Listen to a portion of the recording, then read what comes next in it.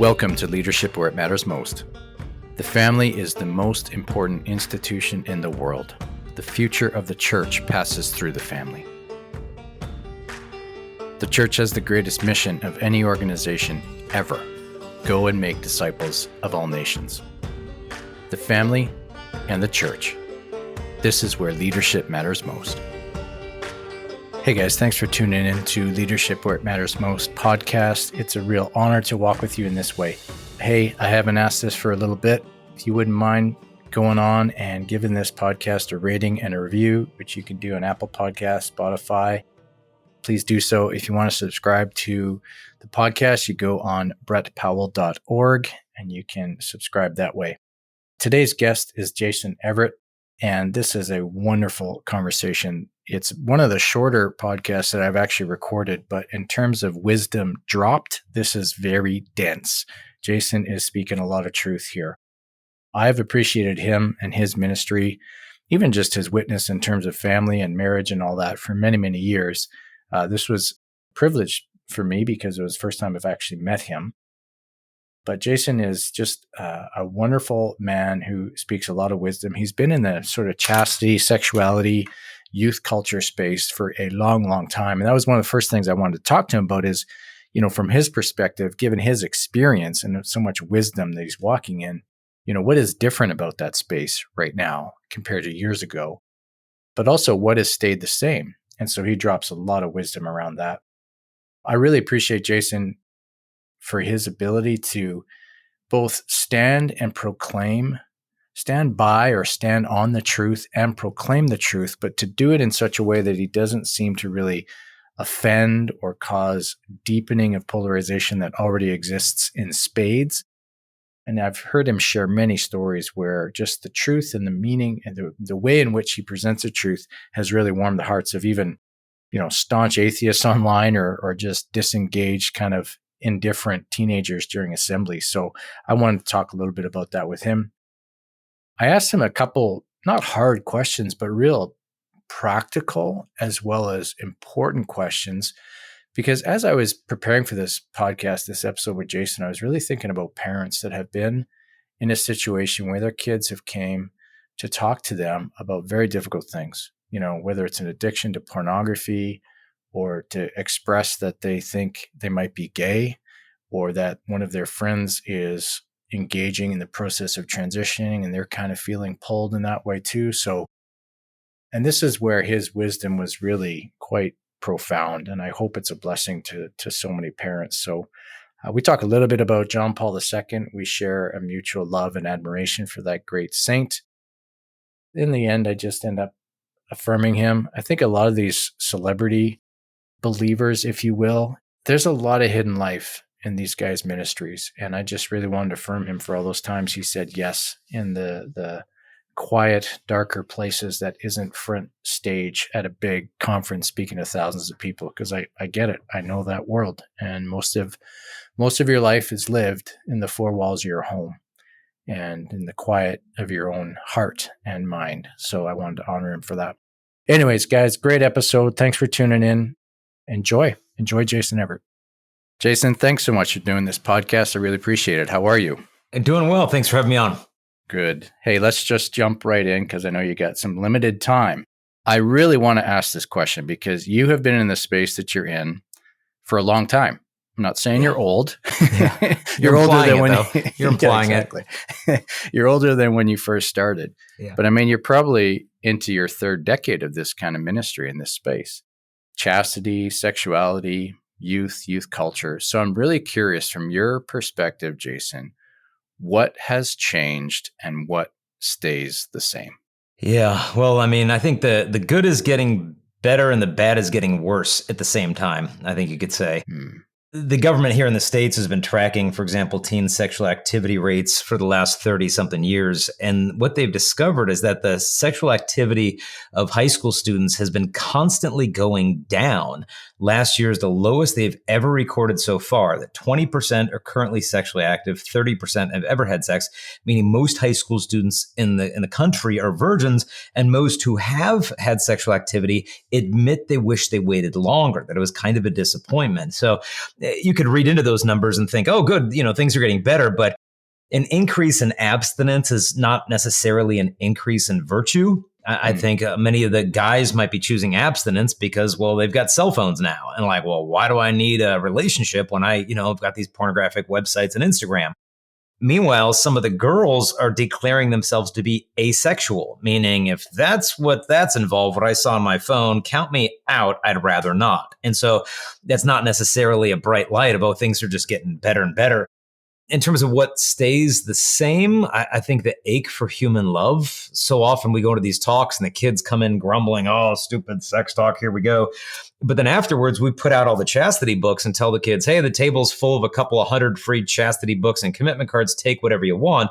And they just pillage the thing. And it's empty within minutes. It's like a feeding frenzy. They're starving for human love. I think where I've seen some real significant changes, biggest change has been through the cell phone, not only the struggles with pornography with guys as well as girls, but the questions of identity that flow from that, of people declaring themselves to be this identity or that identity, essentially defining themselves by their sexual attractions or lack thereof, kind of this hockey stick acceleration just in the last 10 or 15 years ago, especially when it comes to homosexuality and gender issues that weren't really that visible or on the map 10 or 15 years ago, now just skyrocketing. And so lots of different trends going on, but there's hope. I was at a high school recently that had about 800 kids. And how many kids were in campus ministry of the 800? Oh, about 600 of them. Oh, wow. So in this vacuum of spirituality, there's an ache for something stable and sacred. And when it can be presented in a way to the kids that's not only true and good, but beautiful, they go for it. Wow. It used to be where parents could say quite confidently that the world in which their children are growing up in is different than the world they as parents grew up in. Mm-hmm. But when I look at my own situation, Jason, and I see my kids, my wife and I have 8 kids, they're 14 years apart. The world in which my older kids grew up in is different than even the younger kids. The rate of change and all that has changed. Now, one of the things you said, and I just want to bring some light to this because it is a trend for sure, which is the sort of the girls' use of pornography. Because it used to be that either we assumed that only the guys were into it, or indeed that's what the data said. This seems to be a new trend. Is there a reason why? Is it because we're just noticing it now and it's always been, or is there actually something about women, younger girls getting into it that we need to be aware of?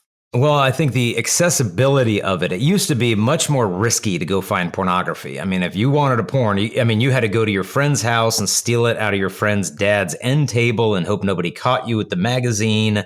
It's kind of a lot of effort for not a lot of reward. And guys would take that risk. Like, yeah, I want to see those pictures. Whereas for the girls, it's like, no, I don't need to see that. No, thanks. But now that it's in their cell phone, it's popping up in their Instagram feeds, the reels, it's thrown in their face, not only on their own phones, but by the boys in the high school, sending them the pictures. And for a lot of the girls, it's sparked by curiosity of, okay, what do I need to look like? What do I need to do? What do I need to be? But they just need to learn that they were not created to be porn. They were created to be loved. I know Billie Eilish was on a podcast recently with Howard Stern, and she admitted that she first got exposed to porn when she was an 11-year-old girl. And she said, she got nightmares, sleep paralysis, night terrors from the stuff. And then she said, I started dating guys. And she said, I was not saying no to the things I should have said no to, but I thought that that's what I was supposed to be attracted to. And she said, I'm just so angry that porn is so loved. And I'm so angry at myself for thinking that it was okay. And she said, I honestly feel like porn destroyed my brain.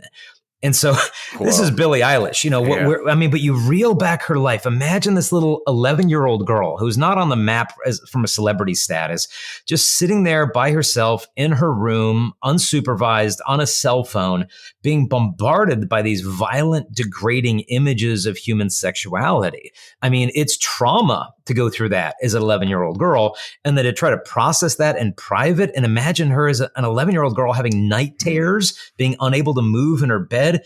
And then now it's from that wounded heart that she's singing to hundreds of millions of young people about life.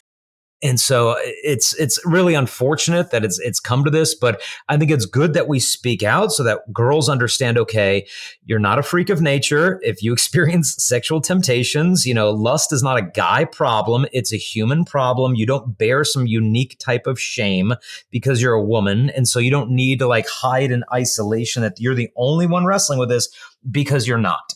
And so you don't need to live in shame. Let's bring this thing to light. Like one saint said, that a sin disclosed is half overcome. And so disclose this, find fellowship, and find healing. Wow. I don't want to stay here too long, but there's one other follow-up question I have, because you mentioned something, and I've heard you say it before, but the increase of abstinence has not necessarily translated to an increase in virtue. And one of the things that I see in my own world and in the worlds of other people that are doing ministry with young adults is a lot of very devout women are asking the question, where are all the good men? And what they're speaking of is, where is kind of the men that used to be around that would take the initiative, that would reject the temptation to passivity in their heart and, initiate with women and all that. And I got to think that is one of the consequences of this pornified world in which we live, because they don't have to take a risk. As you say, they can go on Instagram, they can go on Pornhub or whatever, all these things. Is that something you're seeing? Is that it's not just about the sexuality, but it's about the formation of men and this extension of this passivity, which we learned in the garden when Adam was beside Eve and did nothing? I got to think that that's part of the ache, part of the consequence of a pornified culture. Oh, without a doubt. I mean, I almost think of it like what's going on in China right now. After decades of the one-child policy, where tens of millions of female babies were aborted in disproportion to the male babies, now those young male babies have reached adulthood and age of marriage, and they're looking for a marriageable spouse, but the girls aren't there. Well, where's the young adult women? Well, they were aborted 23 years ago. That's why they're not there. And so I think what the one-child policy did to Asia is what pornography has done to Western culture. And then opposite trend, that you've got many single young adult women looking to begin their vocations, and the guys aren't anywhere around.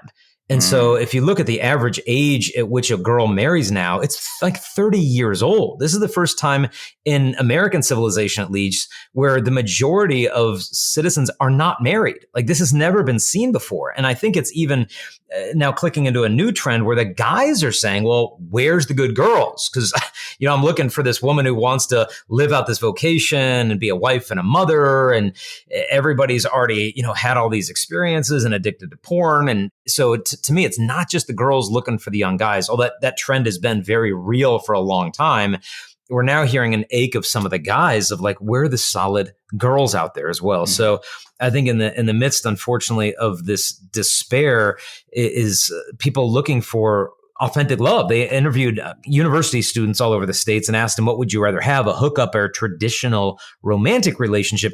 And the vast majority of college males and females said they would much prefer to have a traditional romantic relationship, but they were twice as likely to hook up as they were to go on a first date. So it's almost as if they ached for something they didn't know how to find. Wow. Oh, there's so much pain there, Jason. Yeah. One of the things I've appreciated about your ministry over the years is that you seem to have mastered kind of the art of standing on the truth and proclaiming the truth, but doing it in a way without giving offense.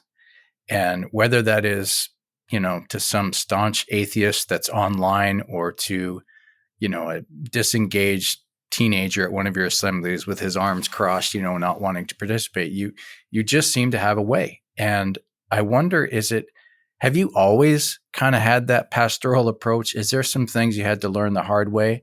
How do you walk with the wisdom that you have in that space? Well, I think it's something I'm constantly learning. It's not something that I have. It's with each conversation I have with a kid. And, after I do these assemblies, I'll tell the kids, hey, if you guys need to hang out afterwards, I'll be here to listen. I gave that invitation at a high school recently, and the students formed a line 7 hours long.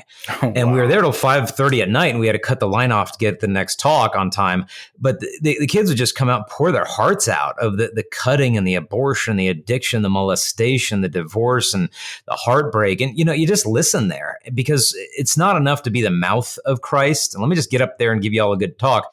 We have to be his ears. And that's what the kids are looking for, I think, more than anything, is like, who's going to be the ears of Christ to me, the eyes of Christ to make them feel seen and understood instead of just judged and ashamed. And so to me, that's been the best lesson of just really hearing where these kids are coming from and the brokenness that they've been through. I remember speaking to one high school boy and he's like, yeah, I know what you mean about divorce. He said, Jason, my dad is on his 9th marriage. And the boy was 16 years old. I remember being at a Native American reservation, and one of the young girls told me that she's been sexually abused by 13 different men. Not times, I mean, multiple times, by 13 different people in her community. And you wonder why the kid's doing bad in math class. And there's so much more going on. And so to me, I think it's just been the fruit of spending more time listening than talking to the kids. Seeing where they're coming from, so that when I do open my mouth and talk, they feel heard because I see what it is that they're going through. Do you think that maybe even in those conversations after assemblies has changed a bit? Like, I got to think that as they approach you now, the perhaps pain of an absent father figure has to animate some of that interaction with you, that they're just looking to be fathered into something, wisdom. Have you seen that? Oh yeah. And not only in the girls, but the guys who will come up and just give me this hug and this handshake. And, they might not talk as long as the girls will afterwards, but they'll just like give you this handshake and they'll be like, thank you. Like, I really needed that. Like, I didn't have a dad. And like in 1 hour, you just like show me what a guy's supposed to be. And it just resonated in my heart. I want to be that. I want to do that. And I know I haven't. And they want to own their stuff and they want to be responsible and to love. But so many of them just have not been able to see it. They've seen such dysfunction. I remember I was speaking at a high school last week and a girl came up and took the book that we wrote for the guys on how to date. It gives you dating etiquette, talks about how to date your wife in the future. And the teenage girl picked it up and I said, oh, well, just so you know, that's the book for the guys. And she said, I know. She said, I want to give it to my dad because I want him to start dating my mom again. Oh. And it's like, I mean, the layers of what these kids are going through, that a lot of times I'm sorry to say it, but the parents need a chastity talk more than the kids do half the time. And so we've got to realize it's this kind of culture of single people who pretend like they're dating. The dating people behave like they're married, and the married people seem to think they're single. Like everything is just one step out of order. Yeah. Oh my gosh. Well, and I mean, good on you, Jason. I don't know if you've ever been tempted to do away with those short interactions for the sake of expediency or whatever, but I just affirm you for having that time with each of them individually. I'm sure that's huge for them in their lives. So well done. Yeah, no, it's the best part of the ministry. It is. So any minute we have between two assemblies, we'll just spend it in the classroom, spend it and sitting in the bleachers with the kids, sitting and talking. I remember, but it's so rewarding as well. I was at a high school not long ago and the teacher pointed out a girl after the talk and she said, you see that girl sitting there at the lunch table with her friends. Do you remember her? I'm like, no. And she's like, yeah, you were here like 3 or 4 years ago. And you talked to her in that stairwell over there and you and her sat there for 45 minutes and you just talked. And you sensed that she was in a dangerous spot with some online relationship she was having with some guy. And you followed up with us on it. And you made sure that we followed up to find out who that guy was. And she said, it turned out the guy was a registered sex offender who was grooming her. And we were able to get a hold of the phones, the messages. And sure enough, he got arrested and he's in jail right now. And she's sitting there having a peanut butter and jelly sandwich with her friends. And it's like, dude, win one for the team, man. That's what it's about, of just trying to listen to these kids who are so close to making decisions that could change them for the rest of their life. Oh my gosh. Praise God for that situation. I'm sure you've had the experience. Sometimes I'll have the experience where, you say something publicly to a larger audience and you're having a conversation one-on-one with somebody who was there and they'll say something to the effect of, hey, remember when you said blah, blah, blah? And you're like, yeah, I never said that. Oh, yeah. But the Holy Spirit did into their heart, right? I've had kids say that to me, like that line you said. I'm like, what line? And they say it. And I'm like, look, I have my entire talk memorized by heart. I've never even said anything remotely close to that. So I think I know who was giving you that talk. It's the Holy Spirit, not me. Yeah, amen. So I got a few questions, but I want to put them in context, Jason, because this podcast is called Leadership Where It Matters Most. So talking about leadership in the church, but also leadership in the family being the most important institution in the world, nothing more important than the family. The future of the church and humanity and the world passed through the family, John Paul II said. And so much of leadership in whatever environment happens through conversation. And every relationship that we have has arrived exactly where it is, and it got there one conversation at a time. One fruitful conversation, one failed conversation, or one missed conversation. And I have to think that a lot of the parents that might be listening to you right now are fearful of some conversations that might emerge in their role as parents. And I want to ask you, if a parent is invited into a particular conversation, I'm going to give you the question that they might be posed from one of their kids. How do you initially handle that? Because I think a lot of parents don't know what to do and they're gripped by fear. So, Jason, here's the situation. You've got a teenage son and he comes to you and he says, Dad, I think I might be gay. What do you do? I think step number one is to look at what makes sure not to do. Not to do would be to freak out, to try to win an argument in the next, 2 minutes, to debate him apologetically and start whipping out Bible verses. It's not the time. The time right here is to listen, because this is a really critical conversation. This kid has probably been brewing over this for a long time, terrified. Okay, when the day comes and I'm actually going to come out to my parents and I'm going to announce it, they've in a sense been groomed to think, okay, well, if you tell your parents, they're going to be a bunch of homophobic bigots, they're going to hate you and make fun of you. And so they're so sensitive on this. It's almost like treating a burn victim, that you've got to be very ginger in the way you go about it. And so you want to hold on to reality with one hand, hold on to their hand with the other, and don't let go of either hand. And so it's not that you have to detach yourself from the morals and the faith. No, you hold on to that firm, but you start by thanking your kid. Wow, thank you for sharing that with me. I bet you that was probably really hard for you to share, because you probably thought that I would just reject you because of an attraction you experience. And I want you to know that I don't reject you, that I love you, and that you're my child. And to experience an attraction is not a sin.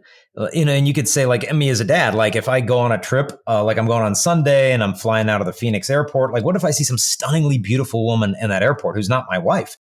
I'm attracted to a woman who's not my wife. Is that attraction my identity? No, you just keep walking. Like ours, as soon as anyone defines themselves by who they're sexually attracted to, life will get confusing real fast. And so our identity, no matter who you're attracted to, sexual attractions are not your identity. And so that's the first piece I think we can slowly lay down, once we start diving deeper into the subject with them. And then we could also even talk about how so much in our culture has been sexualized. Not only our identity, your L or G or B or T or S, or like that's who you are. It's like, well, no, that's part of my story. But if I'm a book, that's on page 47. It's not the cover story of who I am. And so our identities are being a bit hypersexualized, like our products are being, our deodorant, our cheeseburgers, our chewing gum, our cars, everything's sexual. It's like, no, not really. But then even friendships are being over-sexualized. If two guys hang out a lot, or you having a bromance. But then a really big key thing is attractions are being over-sexualized.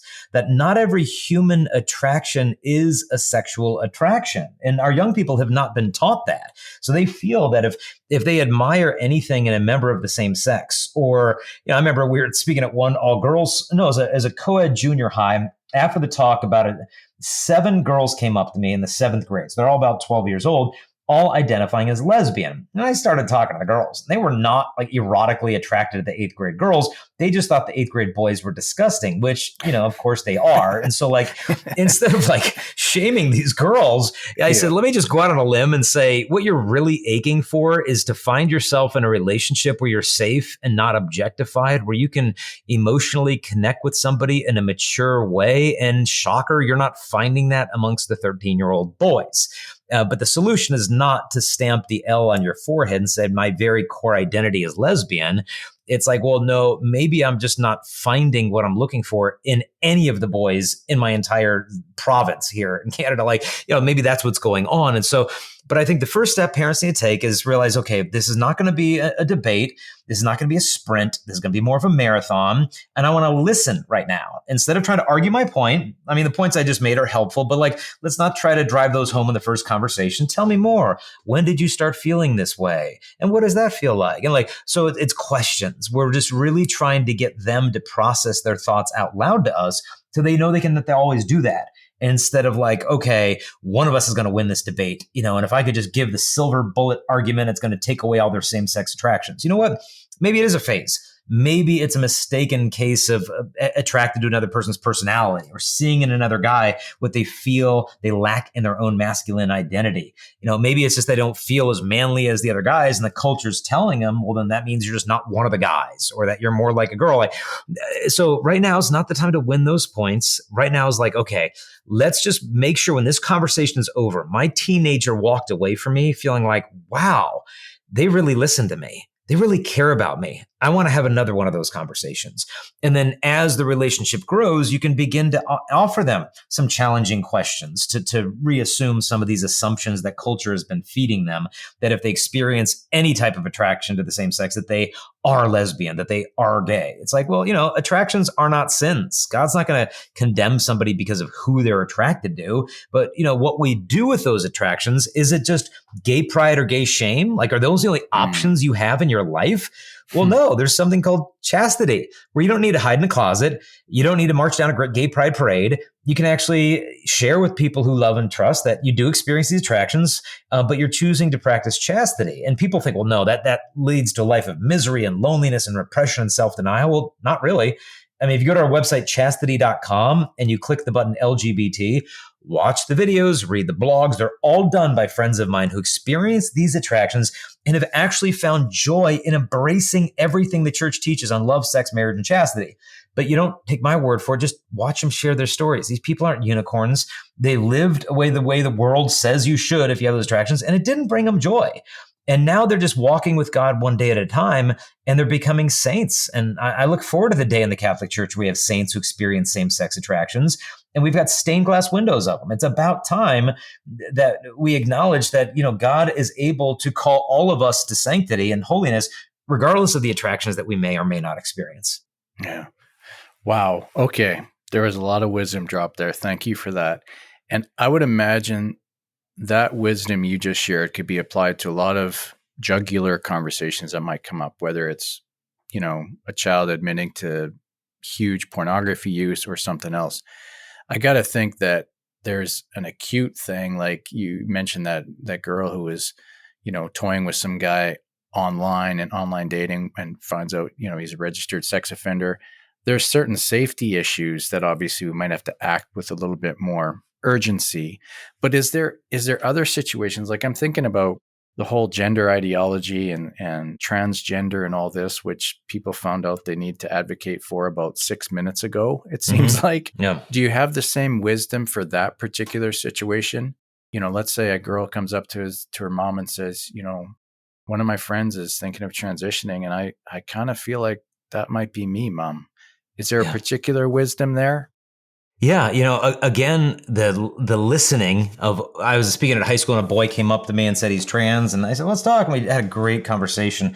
And tell me about your life. And he's like, well, I've got, 2 older sisters, 2 younger sisters. And you know what? They can do no wrong. My parents love them. They fawn over them. They dote over them. But me, I'm the black sheep of the family. But I got straight A's and I'm on the swim team and I do mixed martial arts. But man, nothing I ever do is ever good enough for my parents. I said, well, do you think if you were born a girl, you would have been loved the way your sisters are loved? And he said, I know I would have been. Wow. And I'm like, here you are. Your ache isn't to be female. Your ache is to be loved. And you see that as the pathway towards love. Now, that was that guy's story. Everybody's different. I talked to a girl a few weeks ago who went on puberty blockers, I think at 14, cross-sex hormones at 15, double mastectomy at 16, and then regretted it pretty soon after, like a lot of kids do, where they start asking their practitioners if they can put the body parts back on. And she realized, it was after that kid groped me at school that I wanted to go through with the double mastectomy. So it's a trauma response for many of them where they're dissociating from their own body as a survival mechanism for what they've been through. Now, that's not everybody, but many are experiencing rapid onset gender dysphoria where they don't have a pre-existing history of childhood gender dysphoria, but they're spending an inordinate amount of time on TikTok, Tumblr, social media. 42% actually meet the criterion for an autism diagnosis. There's so many layers of human complexity going on. And when our culture tells us, well, if you don't feel at home in your body, it's because you're trans. And so the solution is transition. That's it. Well, Western Europe has just discovered how myopic that whole approach is. That's why you can't even get puberty blockers for minors in Scandinavia now. England just banned them last month. England just shut down their biggest gender clinic in the country because they realize the data does not support this approach. These kids are coming up and they're in absolute mental health. There's a whole constellation of issues going on. And if we think we can just treat those with hormones and surgery, it's malpractice. We're contributing with a mental illness instead of treating it. And so when your kid comes to you, I think I'm trans. Well, you tell them, well, what does that mean to you? And like one girl came to me and she said, yeah, I told my mom I was non-binary and she just made fun of me and got angry and we got in a big fight and I went in my room. I said, okay, well, we're going to have the conversation again. And I'm going to be your mom and you're going to be you. And you have to explain to me what you're feeling, but you're not allowed to say the word non-binary in our conversation. Let's just give this a try. Go.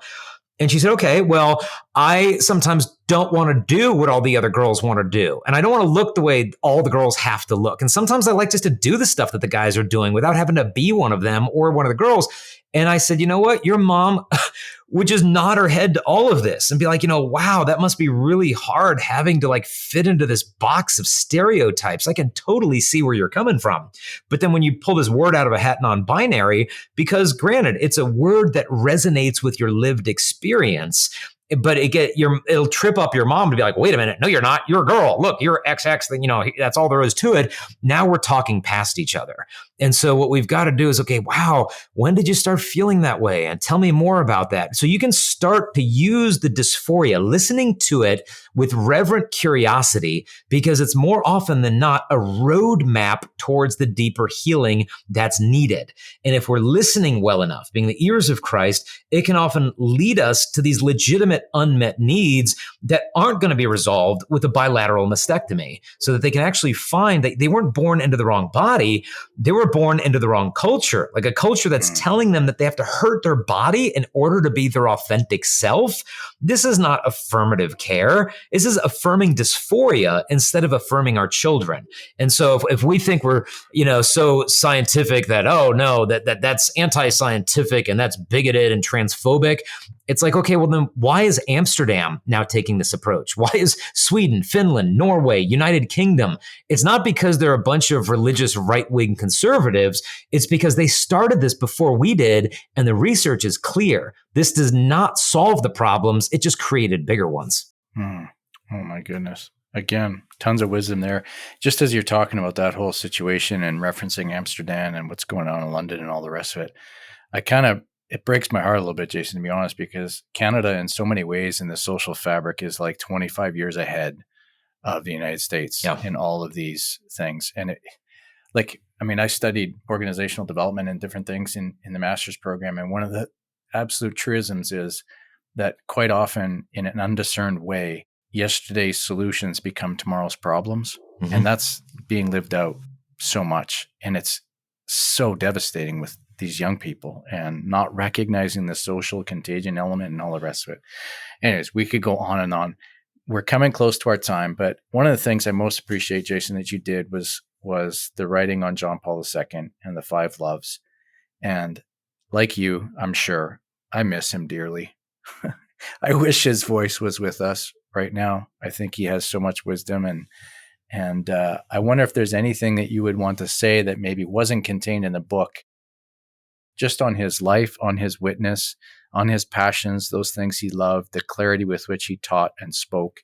Anything you want to do to honor John Paul the Great? I mean, where do you even begin? Right. He's such a hero of mine. But I think what we've got to look at is what was the secret of it all. He said it. He said the secret of my day is the Eucharist. It's the Blessed Sacrament. And he said, were we to overlook the Eucharist, how could we overcome our own deficiencies? And so, I remember talking to a priest from Africa, and he was there when John Paul went and visited, his city in Africa. And I guess he was at the residence where the Holy Father was staying. He said like at 2 or 3 o'clock in the morning, John Paul comes out of the house and over to where he was at and knocking on the door. And he's like, "Where's my Lord? Where's the Lord?" Like 3 o'clock in the morning. And John Paul's upset because there wasn't a Blessed Sacrament, in the residence where he was. And all he wanted to do is just spend time with our Lord in the dead of the night. And so, as visible as he was and as external with all his apostolic work, he was 10 times as interior as he was exterior. And that's what gave the fruit of his ministry. Is he was just authentically a man of prayer. That's what he was before anything else. And so I know when I got to meet him, I got to see him 24 times in my life, and a couple of them were up close. But I remember reading later that he said that before he meets someone, he's praying for them as they approach him, and he's praying for them during the conversation, and then he prays for them afterwards. And I'm sitting at my desk now looking at the picture of him and I, face to face, and he reached over and traced the sign of the cross on my forehead, and I was able to give him a hug and a kiss and tell him that we loved him. I've never been in the presence of a more masculine man than he was. Mm-hmm. And this is a guy deeply passionate about theater and poetry and the arts, but he wasn't raised in a culture that had these overly rigid gender stereotypes that we have now in Western culture, that if you like, theater and art, you're just not that much of a man. He wasn't burdened by all of that stuff. And so he could be fully human. And so to me, the holier you become, the more authentically masculine you become as a man.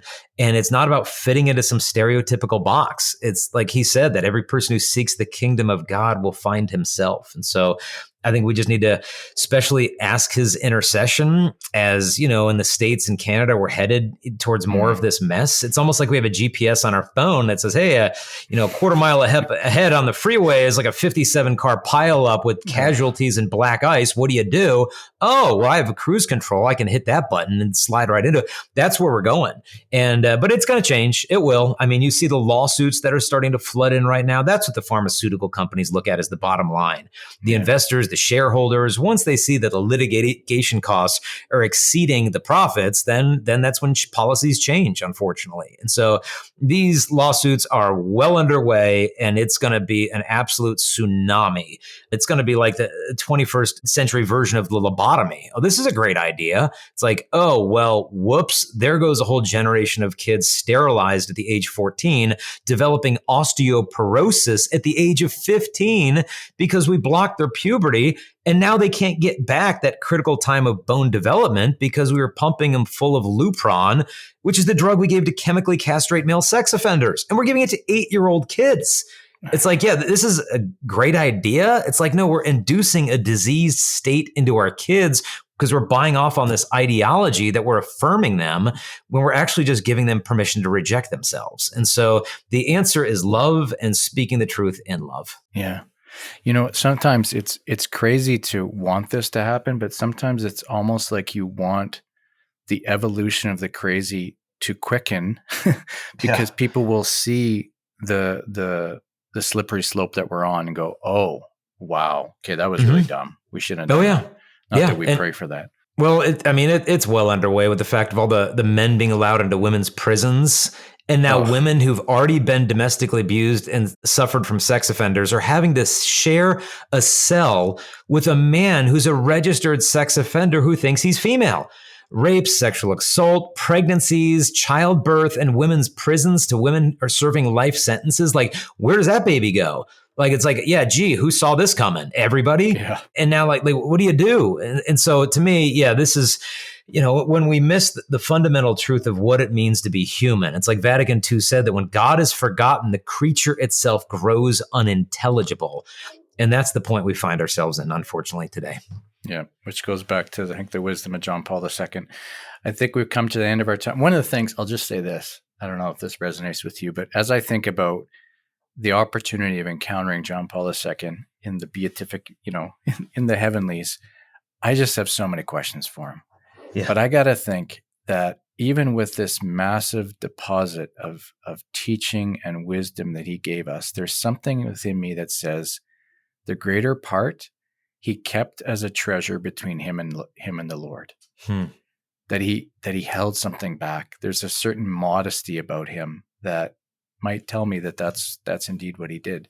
Yeah. And I think it's wisdom for all of us, right? As we engage with the world, and just to have all those spiritual treasures just so immersed in us through prayer and the sacraments. So you're spot on. I mean, and the scriptures tell us that God has glory in what he conceals. And if you think about it, that's true in nature. I mean, the biggest diamond in the world, we're never going to find it. It's buried under there somewhere. No one's ever going to see that thing, but God created it, and he has glory in what he conceals. And so with John Paul II, it was true. I mean, I interviewed bishops who share these unbelievable stories of him healing people of deafness, of him healing, I remember, a handicapped girl who came into the office, and then he prayed with her, and then she left like the wheelchair behind and ran down the hallway in the Vatican apartments, and then parents come out running, and there's a bishop outside of the office who saw the whole thing. And then afterwards came into the John Paul's office, sat down and looked at the Holy Father and said, like, Holy Father, like, I saw that. And John Paul just looked at him and said, tell nobody until I'm dead. And then they just had their meeting. And so, I mean, John Paul's secret wasn't in something he did. It's who he was. And that's what he's calling us to be rather than just to do. Amen. In a similar way, I want to honor you, Jason, for the many years, because I know a guy like you that's out in the front, the lead goose, facing the resistance, much of what you have done is known, it's public, it's on YouTube, it's in books and all the rest of it. But there's so much about your story that is hidden. And I just honor you for all those times where you said yes again to the Lord, you, your family, the sacrifice that it entailed, the misunderstanding, hardship, whatever it is. I just want to honor you for it, because you don't do what you've done for so long without facing those things. So thank you. Well, I thank you, and I just ask your prayers and all the listeners' prayers that I can just make sure not to get in the way, and God can do whatever it is he has planned through us and our ministry and our family. Listeners, I hope you enjoyed this episode. I'm sure you did. We'll see you next time.